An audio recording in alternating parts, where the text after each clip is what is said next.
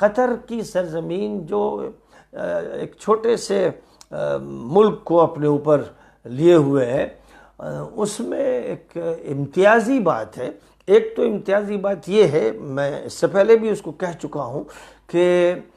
جہاں تک تعلق ہے شیخ تمیم کا، وہ قبیلہ بنو تمیم کے فرد ہیں، اور ان کے اندر حمیت ہے، ان کے اندر غیرت ہے، ان کے اندر جرأت اور ہمت بھی ہے. اور وہ واقعہ یہ ہے کہ عرب حکام میں اس وقت سب سے بہتر حاکم ہیں، سب سے جرأت مند بھی ہیں اور صاحب حمیت حاکم ہیں. اور یہ بات اگر ایک طرف ان کے نسب کی بنیاد پر ہے، کیونکہ نبی پاک علیہ السلام نے قبیلہ بنو تمیم کی بڑی تعریف فرمائی ہے، اور اپنی ذات سے خصوصی تعلق ان کا ظاہر فرمایا، اور ساتھ ساتھ یہ فرمایا کہ آخری دور میں دجال کے مقابلے میں سب سے زیادہ جو قبیلہ اپنی طاقت کا اور قوت کا اظہار کرے گا وہ قبیلہ بنو تمیم ہوگا. یہ حدیث پاک میں آیا ہے، صحیح حدیث میں یہ بات ارشاد فرمائی گئی ہے کہ ہم اشد الناس علی الدجال، او کما قال صلی اللہ علیہ وسلم. دجال کا یہ دور ہے، اس کی تیاری ہو رہی ہے. اس کے خلاف جو قبیلہ سب سے زیادہ قوت کے ساتھ کھڑا ہوگا، مقابلے پر کھڑا ہوگا، وہ قبیلہ بنو تمیم ہوگا. کیا عجب ہے کہ ان پر یہ بات منطبق ہو رہی ہو کہ انہوں نے قطر کا جو نظام بنایا ہے، وہاں زیادہ تدین ہے، حفاظت ہے، اسلامی تہذیب کے مظاہر ہیں، اور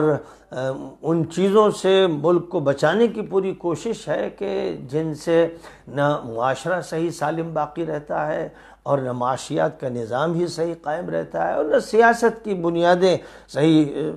قائم رہ پاتی ہیں. تو ایک تو یہ بات ہے، ان کی خاندانی بات بھی ہے، لیکن دوسری بات یہ ہے کہ علامہ یوسف القرضاوی رحمۃ اللہ علیہ نے جو قطر میں دہائیاں گزاری ہیں، اور جو اصلاحی کوششیں کی ہیں، دعوتی کام کیا ہے، جو فکر سازی کی ہے، اور یہ کام انہوں نے صرف نچلی سطح پہ نہیں کیا ہے، حکام بھی ان کے شاگرد ہیں، بڑے بڑے عہدیدار بھی ان کے شاگرد ہیں، اور انہوں نے جس نظام کو برپا کرنے کی کوشش کی، اس کے لیے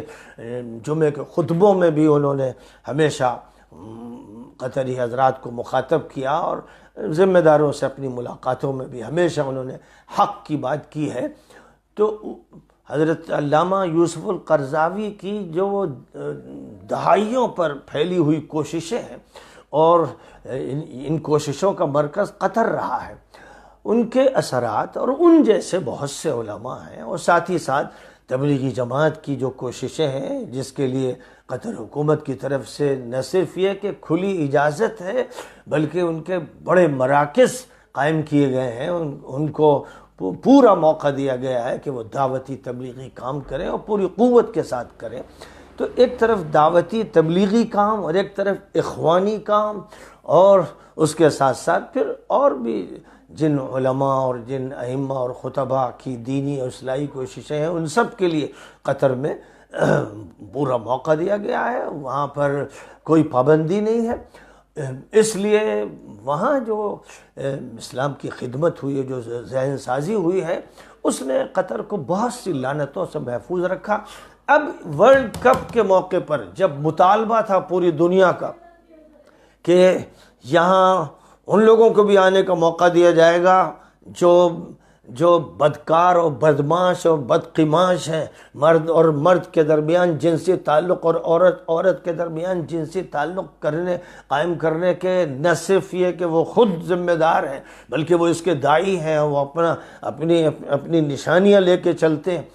ان کو بھی موقع دیا جائے گا، کوئی تفریق نہیں کی جائے گی، اور شراب پر کوئی پابندی نہیں ہوگی، اور اسی طرح ہوٹل میں جو بھی جس کے ساتھ رہنا چاہے اس سلسلے میں کوئی پابندی نہیں ہوگی. پوری دنیا میں یہ آزادی ہوتی ہے، اور اسی آزادی کا مطالبہ فرانس کی طرف سے، برطانیہ کی طرف سے، یورپین کنٹریز کی طرف سے تھا، اور جو دنیا کی بدترین تنظیمیں ہیں اور اسرائیل کی طرف سے یہ مطالبات تھے. لیکن ان مطالبات کو جس طرح شیخ تمیم نے ٹھکرا دیا، پیروں تلے رون دیا، اور یہ اعلان کر دیا کہ کوئی سوال نہیں، کوئی سوال نہیں ہے کہ ہمارے ہاں وہ گیز، وہ لیسبینز آئیں، وہ بدماش، وہ مجرم و خبیث جو مذاہب کا نظام بھی توڑتے ہیں اور انسانیت کے بھی قاتل ہیں، اور جو معاشرتی تعلقات کو نقصان پہنچانے کے لیے ہر ابلیسی کرتب اختیار کرتے ہیں، ان کے لیے اجازت نہیں ہے کہ وہ یہاں داخل ہوں۔ اسی طرح زنا و بدکاری کا کوئی موقع یہاں پر کسی کو حاصل نہیں ہوگا، اسی کے ساتھ ساتھ عریانیت کا کوئی موقع نہیں ہوگا، اور شراب کو کوئی یہاں لے کر نہیں آ سکے گا، شراب پر پابندی ہوگی۔ یہ بہت بڑے فیصلے تھے۔ آج کی موجودہ دنیا میں ان فیصلوں کا اعلان کرنا اور ان فیصلوں کو نافذ کرنا، صرف یہ نہیں کہ ان کا واس کہہ دینا یا ان کی خواہش ظاہر کر دینا، صرف اس پر قطر نے اکتفا نہیں کیا۔ ابھی ہم سب دیکھ چکے ہیں کہ سعودی عرب میں کس طرح اختلاط ہو رہا ہے، کیسی عریانیت ہو رہی ہے، کیسی فحاشی ہو رہی ہے، اور ہالووین کے نام سے شیطان کی پوجا کرنے والوں کا کس طرح سے پروگرام کیا گیا ریاض میں، یہ سب دیکھا جا رہا ہے، اور پوری ضد کے ساتھ یہ ہو رہا ہے کہ اس کے خلاف اگر کسی نے بولا، جیسے شیخ صالح آل طالب نے حرم میں تقریر کر دی تو ان کو جیل میں ڈال دیا گیا۔ کوئی بھی اگر اس پر تنقید کرے گا تو اس کی خیریت نہیں۔ الحمدللہ قطر اس لعنت سے، اس سعودی لعنت سے، اس اماراتی لعنت سے محفوظ ہے۔ یہ ایک بڑی بات ہے، یہ ایک بڑی بات۔ تو ایک تو یہ فیصلہ کہ یہ لعنتیں داخل نہیں ہوں گی، لیکن صرف اتنا کافی نہیں ہوتا، اس سے بڑا جو فیصلہ تھا، قطر نے یہ طے کیا کہ ہم اس موقع پر اپنی اسلامیت کا مظاہرہ کریں گے، اور یہ دنیا کا جو کھیلوں کا سب سے بڑا جشن ہے، فیفا ورلڈ کپ، ہم اس کو دعوت کے لیے، تبلیغ کے لیے، اصلاح کے لیے استعمال کریں گے۔ اس طرح کریں گے کہ کوئی شور نہیں ہوگا، کوئی غوغا نہیں ہوگا، بہت ہی خوبصورت طریقے پر، خوشگوار طریقے پر ہم اس کو اسلام کی ترجمانی کا ذریعہ بنا دیں گے۔ یہ ایک ایسی جدت ہے جس کے لیے شیخ تمیم قابل تعریف ہیں، اور پوری امت اس معاملے میں ان کی شکر گزار ہے کہ انہوں نے اپنی دینی حمیت کا اظہار کیا، اور یہ طے کیا کہ اس پروگرام کا جب آغاز ہوگا تو تلاوت قرآن سے ہوگا، اس لیے کہ کھیل بھی ہمارے ہاں اسلام کا حصہ ہے، خاص طور پر فٹ بال کا جہاں تک تعلق ہے، اس میں تو مسلسل ریاضت ہے، مسلسل ایک محنت ہے۔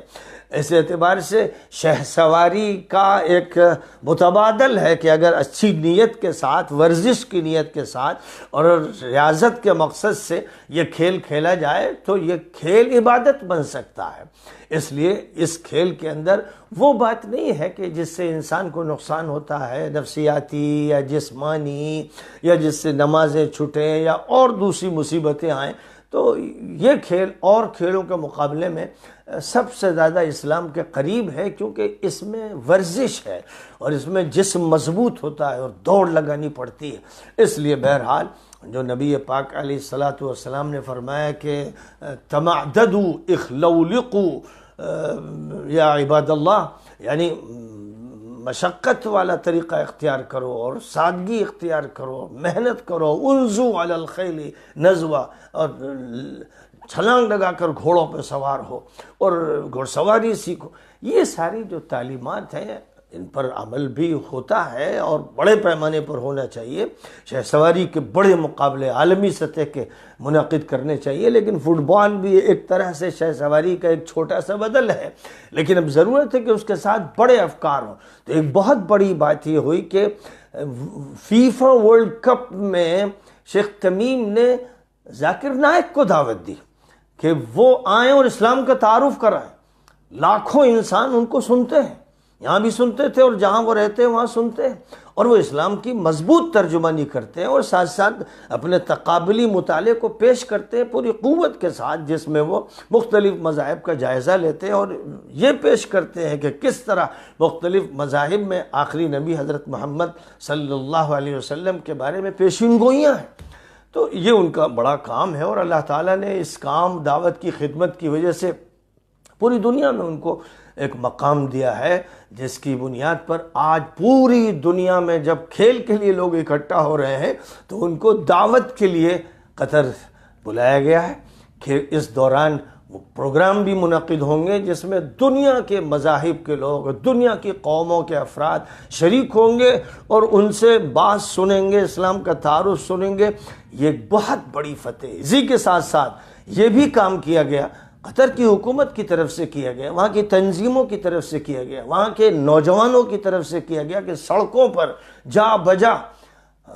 قرآن پاک کی آیات اور احادیث لگا دی گئی، ان کے ترجمے لکھ دیے گئے کہ چلتے پھرتے ہر طرف جو بھی کھلاڑی ہیں وہ دیکھیں کہ نبی پاک علیہ السلام نے کیا فرمایا،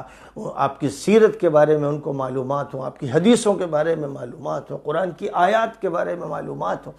تو یہ بڑا حیرت انگیز کارنامہ ہے کہ تفریح اور عیاشی کے ایک کھیل کو